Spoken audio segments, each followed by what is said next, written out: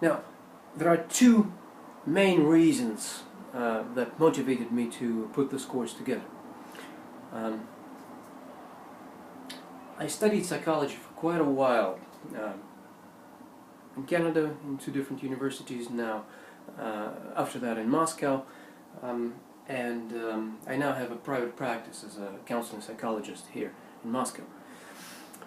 And the more I work, the more I learn about the field, about psychology, the art of counseling actually, and the more clients' stories I hear, the more I come to understand how what we as psychotherapists, psychologists, learn, the knowledge and the skills that we have, are in principle different from almost all the other skills that people learn at universities and in whatever line of professional education that they get.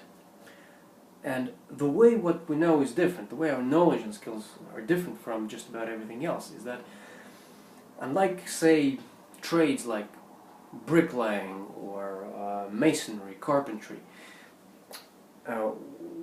or sciences like higher mathematics, chemistry, biology, the knowledge and the skills that psychologists possess would be of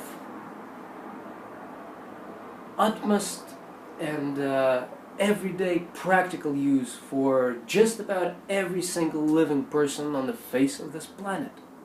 If people knew, if more people knew what we know, and actually practiced some of the skills that psychologists are taught in the line of their professional education, it would improve life of just about every person. And I'm not talking about in general, I mean it would improve the lives of people in every waking day, every waking hour of their lives, for everyone who lives amongst people. And not just about everyone, except maybe hermits who live in Australian bush, but if you live with people, these skills are something that everyone should know and have. So, and the more I learn about psychology, the more I work, the more I feel that this is the case. Now, and the more I realize that, the more I feel that way, the more I want to share this knowledge with broader circle of people. I think life would be better for all of us, even for myself personally, if more people around me possess that knowledge and skills. Now, that's a primary driving force behind putting this course together. The second motive behind that is that by teaching and sharing the knowledge and explaining,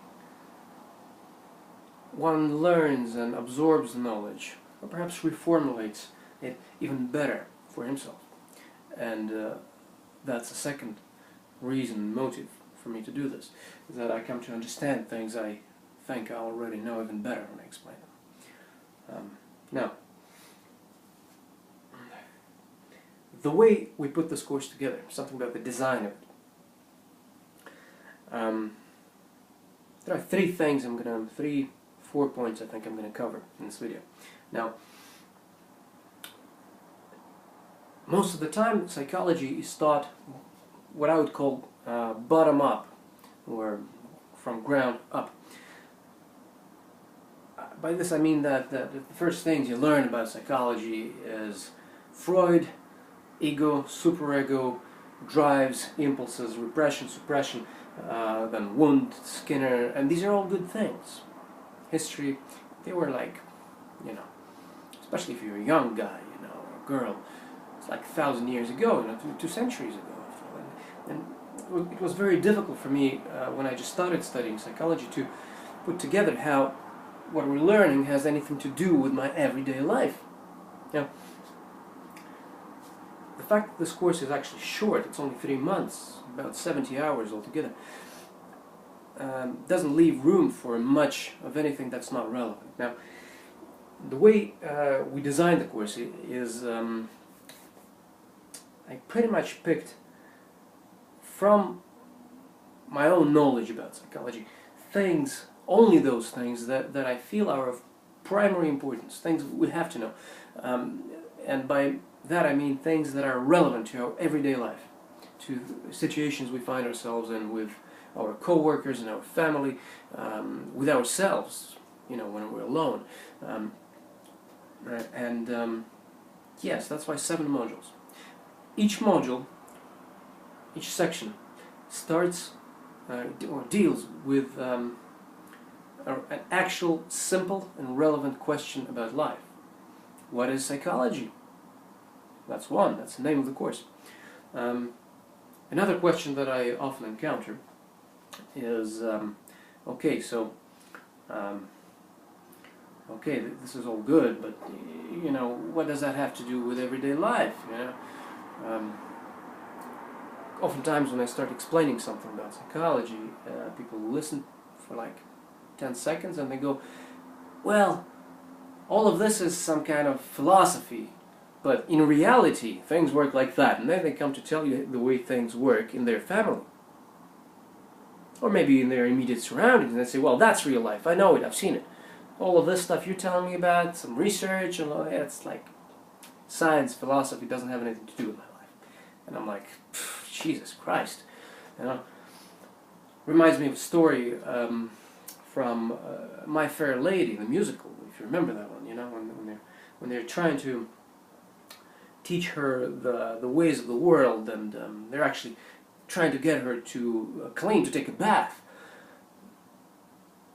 She gets terrified, and she's like, no, don't do that to me. They have a big scandal about it, and then eventually they ask her, so why not take a bath? And she's like, well, it's because I know my aunt used to take a bath every Thursday her whole life for 92 years. They say, and what? And then she goes, and she died. That's exactly the same kind of reasoning. You've seen something once or twice, and you think that that's how it works, and then sometimes you make connections between, people make connections between things that are not connected. And that's exactly what science is designed to do, to make sure that the causal relationships are exactly the way we think they are, or they work the way we think they work or not. Now, that's exactly the kind of reasoning that makes people dismiss psychology as some irrelevant knowledge or thinking. They have that illusion often that philosophy, or psychology for that matter, is a product of some vain person's imagination, or they have that idea that these are that's a product of thinking of some guy who sat on a beach for years and then thought about life without actually seeing any.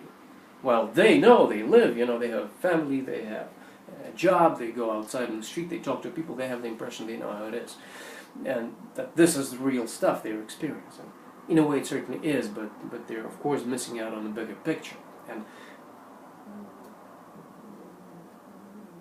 the reality, of course, is that psychology is a product of observation of real life by many people who were very well intellectually endowed, scientifically versed, curious minds, powerful minds, who actually lived and had their own personal dramas, just like every one of us does. Where am I going with that? So the point I'm making is that each chapter addresses a certain relevant topic or question, like this one. What do they know and why should I listen? Who came up with that? Psychology, science, all of that. Who were the people who invented it?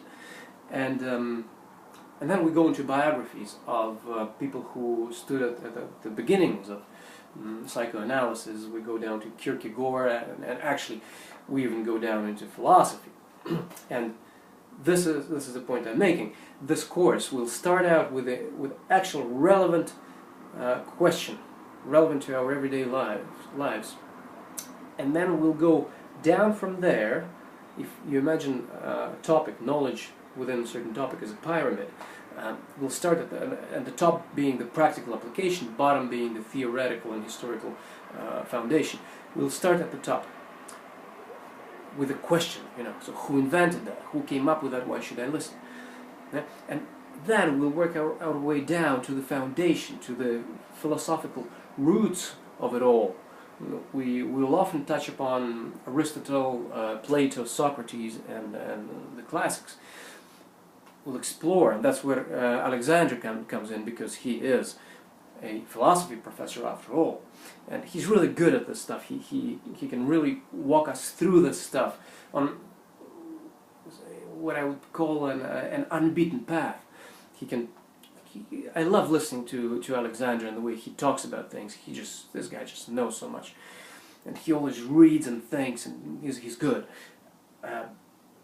He can always, or almost always, offer you a perspective on seemingly old topics and things or personages like Aristotle, Plato, from a new angle, a new and curious angle. That's where he comes in. Not only there, but that's where he does come in for sure. And then, so we explore the philosophical foundation of a particular topic, like existence, real self, love, guilt, fairness, justice, whatever it is. We'll start at the top with a relevant question, work our way down into philosophy, and then, having seen what we see down there, we'll come back up into the practical everyday life and see how that applies. Okay, so that's important. We'll oscillate back and forth between theory and practice, there and back. So this makes the course applicable and relevant to our everyday life, while at the same time not missing out on the deeper stuff underneath there. Okay. Now, that's how. What else is important?